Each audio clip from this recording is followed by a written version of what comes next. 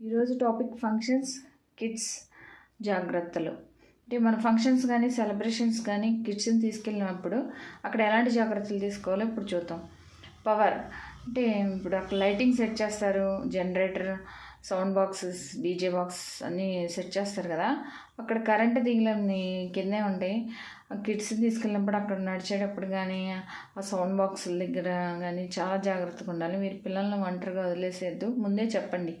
ఆ sound speakers దగ్గర కానీ కరెంటు తీగల దగ్గర వెళ్ళొద్దు అని ముందే వాళ్ళకి జాగ్రత్త చెప్పాలి. అండ్ వాటర్ ఉన్న ప్లేస్లకి వెళ్ళినప్పుడు కొన్ని సెలబ్రేషన్స్ వాటర్ పాండ్స్ పక్కన సెలబ్రేట్ చేసుకుంటారు. అలాంటప్పుడు మీరు కిడ్స్ని వదిలేసి మాట్లాడుతూ ఉంటే వాళ్ళు తెలియదు కదా. అలాంటప్పుడు చాలా జాగ్రత్తగా ఉండాలి. అండ్ హైట్ ప్లేసెస్, ఫంక్షన్స్ ఏమో పైన ఫ్లోర్లో ఉంటాయి, పిల్లలు పైకి కింది మెట్లు తిరుగుతూ ఉంటారు. అలాంటప్పుడు చాలా జాగ్రత్తగా ఉండమని ముందే చెప్పాలి వాళ్ళకి. స్టెప్స్ ఎక్కువసార్లు ఎక్కుతూ దిగుతూ ఉండొద్దని. అలాగే జర్నీ, మనం ఫంక్షన్స్కి వెళ్ళేటప్పుడు హడావిడిలో జర్నీలో ఉంటాం. ఆ జర్నీ చేసేటప్పుడు ఈ రిలేటివ్స్తో మాట్లాడుతూ పిల్లల్ని కొంచెం పట్టించుకోం.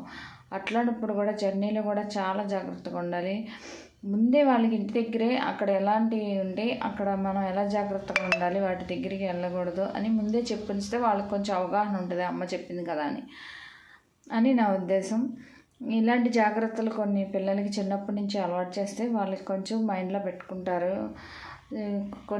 కొన్ని ప్రాబ్లమ్స్ రాకుండా ఉంటాయని నా ఉద్దేశం. మీరేమంటారు?